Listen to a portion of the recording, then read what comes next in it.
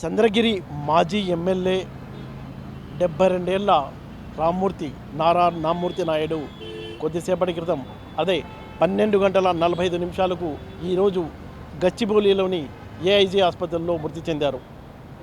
ఆయన తీవ్ర అనారోగ్యంతో ఈ నెల 14వ తేదీన కోమా స్థితిలో ఈ ఆసుపత్రిలో జాయిన్ అయ్యారు. వెంటిలేటర్పై వైద్య సహాయం అందించినప్పటికీ ఆయన కోలుకోలేదు.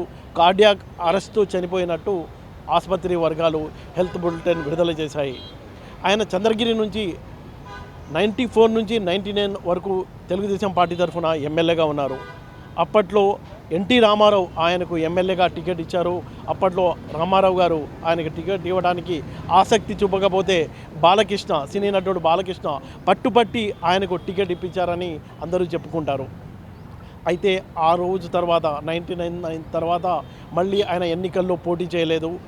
అలాగే తెలుగుదేశం పార్టీ కూడా ఎన్నికలు గెలవలేదు. ఇటీవల జరిగిన ఎన్నికల్లోనే తెలుగుదేశం పార్టీ చాలా గ్యాప్ తర్వాత 20 ఏళ్ల తర్వాత మళ్ళీ అక్కడ ఆ పార్టీ గెలవడం మనం చూస్తాము. అయితే ఆయనను 2002 నుంచి కార్యకర్తలు ఎవరూ చూడలేదని స్థానికంగా చెప్పుకుంటారు. ఆయన దీర్ఘకాలికంగా మానసిక వ్యాధితో బాధపడుతున్నట్టు కూడా ఆయన కుటుంబానికి సంబంధించిన వ్యక్తులు కూడా చెప్తూ ఉంటారు.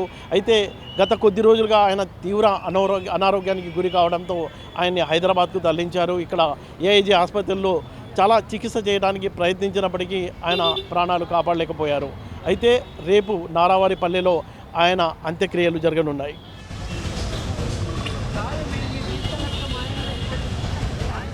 ముఖ్యమంత్రి చంద్రబాబు నాయుడు ఇక్కడ ఆసుపత్రిలో గంటన్నరకు పైగా ఇక్కడ ఆయన వెయిట్ చేస్తున్నారు. అంటే ఆయన ఢిల్లీలో ఈ వార్త విన్న తర్వాత హుటాహుటిన హైదరాబాద్కు తల్లి వచ్చి ఇక్కడ ఆసుపత్రిలో తన తమ్ముడి మృతదేహాన్ని చూసి చలించిపోయారు. అయితే కుటుంబ సభ్యులకు ఆయన చాలా ధైర్యాన్ని కూడా ఇచ్చారు. అయితే కుటుంబ సభ్యులు ఒక కోరిక కోరారు, బాడీని ఎయిర్ లిఫ్ట్ చేయమని కోరడంతో దానిపైన డిస్కస్ అవుతుంది. దాని పరంగా అంటే ఎయిర్ లిఫ్ట్ చేయడానికి టెక్నికల్గా కొన్ని అడ్డంకులు ఉంటాయి కాబట్టి వాటిని ఎలా అధిగమించాలి, దానికి సంబంధించిన ప్రొసీజర్ గురించి మాట్లాడటంలోనే బాగా జాప్యం జరిగినట్టు మనకు అర్థమవుతుంది.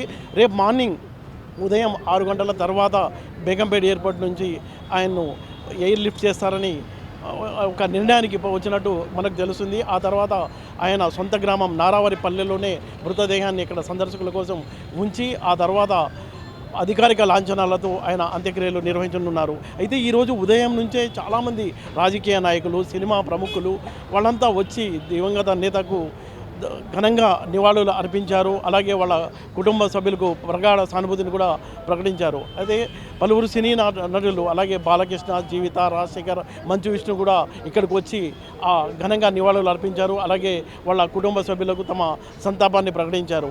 ఇక్కడ తెలంగాణకు సంబంధించిన రాజకీయ నాయకులు కూడా చాలామంది తెలుగుదేశం పార్టీకి చెందిన నాయకులంతా వస్తున్నారు. అయితే ఇంకా చంద్రబాబు నాయుడు గారు ఇంకా అంటే గంటన్నరకు పైగా ఇక్కడ వెయిట్ చేసి మొత్తం అంశాలు అంటే ఈ బాడీని ఎలా లిఫ్ట్ చేయాలి, ఏం చేయాలి, రేపు అంత్యక్రియలకు సంబంధించిన ఒక స్పష్టత వచ్చినట్టు మనకు అర్థమవుతుంది.